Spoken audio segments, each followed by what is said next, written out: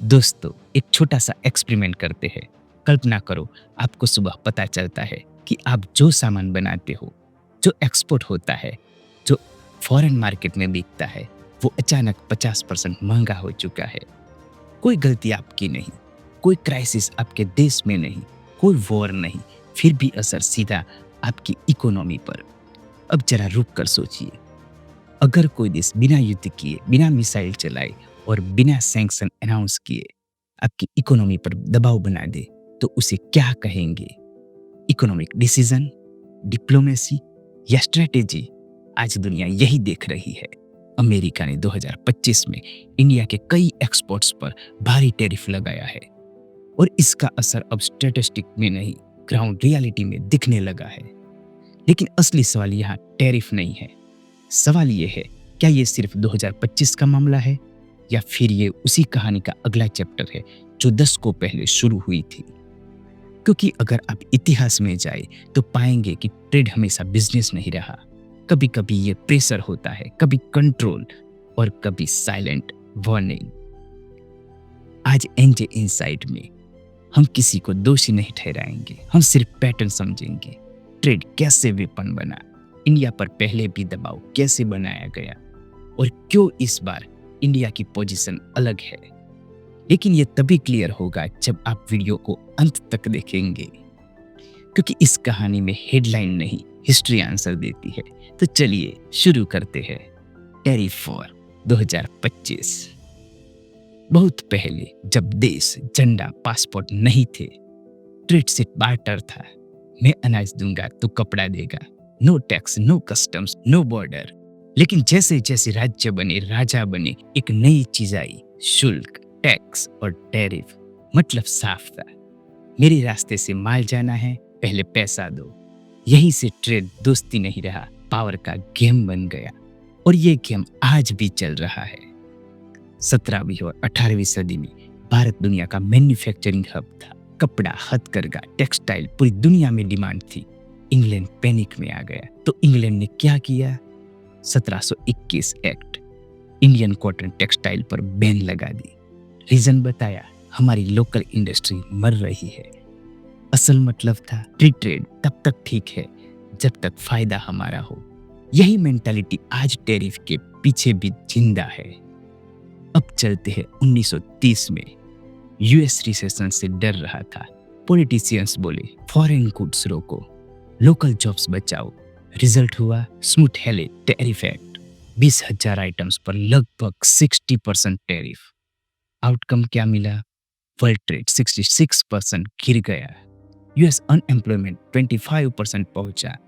Great depression और गहरा बना। लेसन साफ था, टैरिफ पर कोई नहीं जीतता, लेकिन इतिहास अक्सर दोहराया जाता है।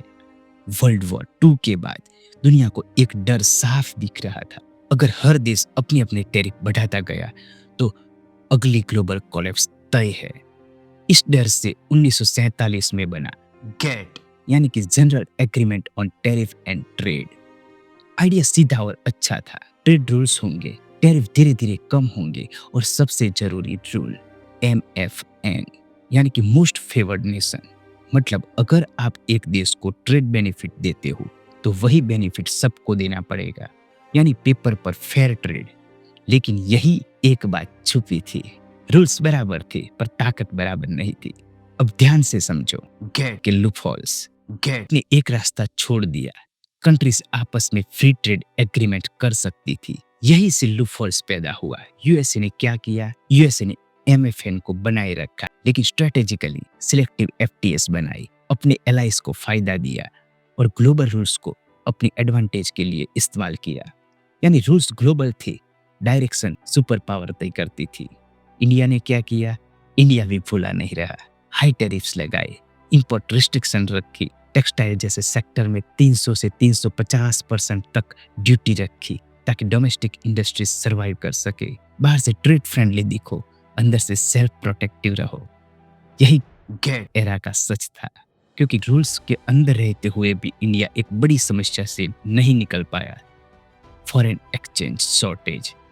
1991 तक हालात ये थी, फॉरेन रिजर्व सिर्फ कुछ हफ्तों की इंपोर्ट के लिए। लोन चुकाने तक के पैसे नहीं थे। और यही ट्रेड आइडियोलॉजी नहीं, रियलिटी ने फैसला लिया। 1991 में इंडिया ने टैरिफ घटाए, इंपोर्ट्स आसान किए, मार्केट को वेस्टर्न कंट्री के लिए खोला। ये कोई लिबरल फिलोसॉफी नहीं थी, ये सर्वाइवल स्ट्रेटेजी थी। इंडिया कंट्रोल प्रोटेक्शन से कंट्रोल ओपनिंग की तरफ बढ़ा। 1995 में गेट इवॉल्व होकर बना वर्ल्ड ट्रेड ऑर्गेनाइजेशन WTO। अब गेम और डीप हो गई। अब सिर्फ गुड्स नहीं, सर्विस भी ग्लोबल ट्रेड का हिस्सा बन गई। Banking, insurance, telecom, retail, India को इन सेक्टर में ग्रेजुअली वेस्टर्न एंट्री एलो करनी पड़ी। अब ध्यान देने वाली बात, डेवलप्ड कंट्री ऑलरेडी स्ट्रांग थी, डेवलपिंग कंट्री एडजस्ट कर रही थी।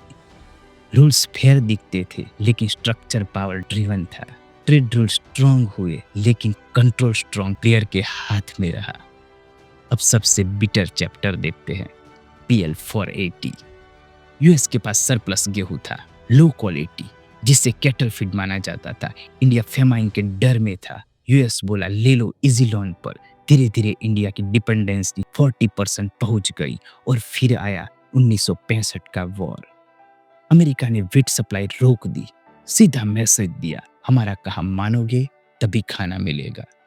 यही इंडिया ने सीखा, फूड सिक्योरिटी का मतलब है नेशनल सिक्योरिटी। और आगे जाके ग्रीन रिवॉल्यूशन इवॉल्व हुआ। ग्रीन रिवॉल्यूशन आइडियोलॉजी नहीं था, वो मजबूरी थी। यूएसए की इंडिया पॉलिसी चाइना के बिना समझी ही नहीं जा सकती। 2018 और 2020 में यूएस चाइना ट्रेड वॉर चला, टैरिफ लगे, रिटेलिएशन हुआ, सप्लाई चेन टूटी। सबसे ज्यादा मार पड़ी यूएस फार्मर पर। Soybean, corn, dairy product China ने घटा दिए। रिजल्ट हुआ यूएस गवर्नमेंट को फार्मर को दर्जनों अरब डॉलर की सब्सिडी देनी पड़ी। अब सवाल था इतना सरप्लस जाएगा कहाँ? चाइना बंद, यूरोप सैचुरेटेड, नजर गई इंडिया पर। ट्रंप वापस आए, टैरिफ फिर वेपन बने। 2025 में इंडिया के कई एक्सपोर्ट पर 50% टैरिफ लगा। Textiles, gems and jewelleries, leather, engineering goods. Officially reason बताया गया, रशियन ऑयल मत खरीदो, डेयरी और एग्रीकल्चर खोलो। असल वजह थी यूएस फार्मर का दबाव, डोमेस्टिक पॉलिटिक्स और ट्रेड लेवरेज। टैरिफ यहाँ सिर्फ टैक्स नहीं, सिग्नल है। जब चाइना ने रिटेलिएशन किया, यूएस को फार्मर को अरबों डॉलर सब्सिडी देनी पड़ी। ईयू डिस्प्यूट में भी यही हुआ। टैरिफ पैसा नहीं, प्रेशर क्रिएट करता है। यूएस का एग्रीकल्चर है कॉर्पोरेट, इंडिया का एग्रीकल्चर है livelihood. US dairy subsidy driven है और Indian dairy daily cash flow driven है। क्या यूएस डेयरी अमूल जैसा मॉडल चला सकती है? इसलिए इंडिया बोला नो कॉम्प्रोमाइज। लॉसेस हुए, एक्सपोर्ट्स दबे, एमएसएमई पर असर हुआ, लेकिन इंडिया ने पैनिक नहीं किया। एफटीए डाइवर्सिफाई किए, पीएलआई स्कीम्स लाए, डोमेस्टिक डिमांड स्ट्रेंथन की। फार्म और डेयरी इंडिया की स्टेबिलिटी है।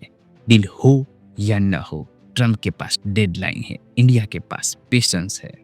टैरिफ डर पैदा करता है, फ्यूचर नहीं।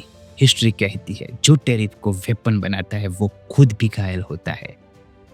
कमेंट करो, डील या hard stand. Subscribe to NJ inside.